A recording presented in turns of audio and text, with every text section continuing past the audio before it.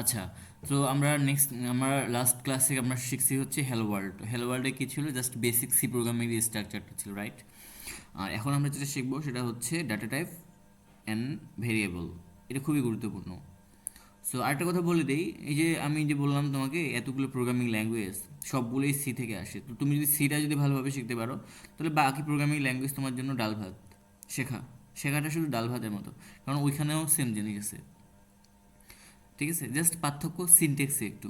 তো concept same, তোমাকে কনসেপ্টটা বুঝতে হবে। কনসেপ্ট বুঝলে তুমি যে কোনো জিনিসেই সব কিছু আয়ত্তে নিয়ে আসতে পারবে। তো C programming to mother language, সেই হিসেবে আমাদের সি প্রোগ্রামিংটা আমরা ভালোভাবে শিখবো। তো ওইখানেও অন্যান্য প্রোগ্রামিং ল্যাঙ্গুয়েজে ডাটা টাইপ আছে, ভেরিয়েবল আছে, ফাংশন আছে, এই সিতেও আছে। ঠিক আছে, সো এটি হচ্ছে মেইন ফ্যাক্ট। তো আমরা আজকে যেটা শিখবো ডাটা টাইপ অ্যান্ড ভেরিয়েবল। তো আমরা জানি ডাটা টাইপ এবং ভেরিয়েবল কি। ভেরিয়েবল আগে আমি যদি আসি, যদি ভেরিয়েবল মানে হচ্ছে চলক।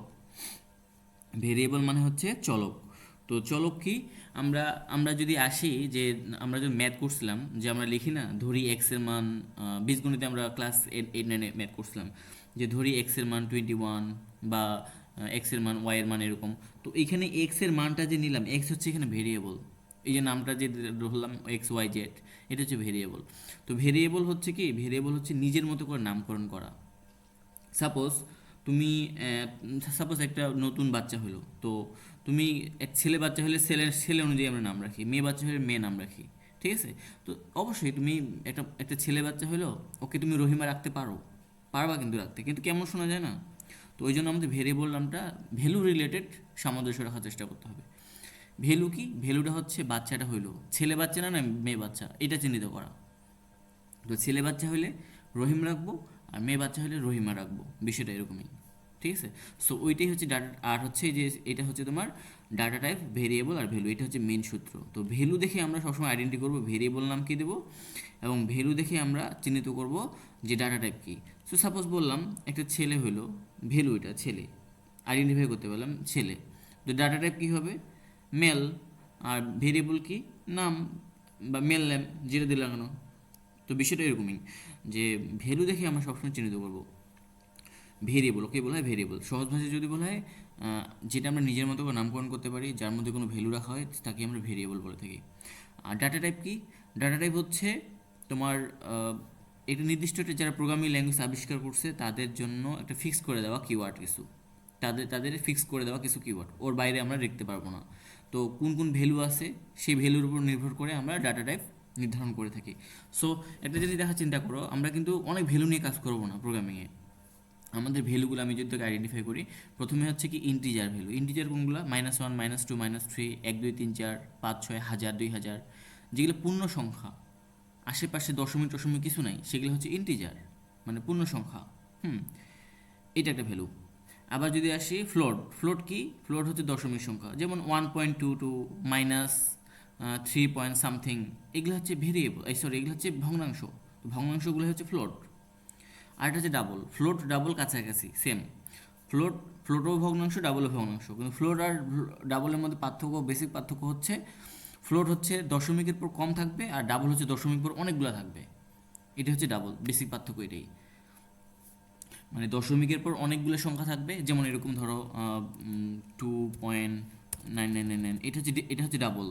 আর যখন 2.33 ধরলাম, এটা হচ্ছে ফ্লোট। আর ধরো -10, এটা হচ্ছে ইন্টিজার, 19। ঠিক আছে, 19 20 21 22, এই যতগুলো থাকুক না কেন, 1 থেকে 100 পর্যন্ত, এগুলো সব হচ্ছে ইন্টিজার বা পূর্ণ সংখ্যা। ক্লিয়ার? আচ্ছা, এখন আরেকটা আছে, সেটা হচ্ছে ভ্যালু কি হতে পারে। ধরো তুমি ফেসবুকে কি দিচ্ছ, টেক্সট দিচ্ছ, এটা হচ্ছে স্ট্রিং। আবার ক্যারেক্টার পাঠাচ্ছ, এগুলো একটা ভ্যালু। ঠিক আছে, তো ভ্যালু এই কয়েকটাই শুধু, আর এর বাইরে তেমন কিছু ভ্যালু নেই। তো এগুলো, এই ভ্যালুগুলো নির্ধারণ করে আমরা ডাটা টাইপ কী হবে সেটা নির্ধারণ করবো আমরা, আর সেটার উপর নামকরণ করে আমরা নামকরণ করব। এটা হচ্ছে ডাটা টাইপ এবং ভেরিয়েবলের তোমার বেসিক কনসেপ্টটা অলরেডি তুমি বুঝে গেছো, এটা প্র্যাকটিস করতে করতে হয়ে যাবে। সবসময় বি কেয়ারফুল, যখন একটা প্রবলেম থাকবে, প্রবলেমটা আগে আইডেন্টিফাই করতে হবে ভ্যালু কী ওটার, ভ্যালু থেকে নির্ধারণ করে আমাদের চিহ্নিত করতে হবে ডাটা টাইপ কী। ডাটা টাইপ থেকে আমরা নির্ধারণ করতে হবে ওই ভ্যালুটার উপর যে আমরা কী নামকরণ করব। ক্লিয়ার? তো ওইটাই বলছে এখানে, তো এখানে এটাই দেওয়া হয়েছে। যেমন এখানে কথা চিন্তা করে আসি, যে তাহলে আমরা ভ্যালু দেখে ডাটা টাইপ ঠিক করব এবং ভেরিয়েবল নাম করব। ধরো রহিমের কাছে আছে 500 টাকা, এর সাহায্যে ডাটা টাইপ এবং ভেরিয়েবল তথ্য বোঝাই। মানে এই অঙ্ক থেকে আমাদের ভেরিয়েবল এবং ডাটা টাইপ কনসেপ্টটা বুঝতে বসে। তো এখানে আমরা চিন্তা করছি ভ্যালু কি 500 টাকা, তার মানে কি এটা ইন্টিজার নাম্বার, তাহলে আমরা ভ্যালু পেয়ে গেছি 500। তো এর টাইপ কি হচ্ছে ইন্টিজার নাম্বার, তাহলে ডাটা টাইপ হচ্ছে ইন্টিজার, ইন্টিজার স্পেস দিব তারপর টাকা, এটা ভেরিয়েবল নাম দিলাম।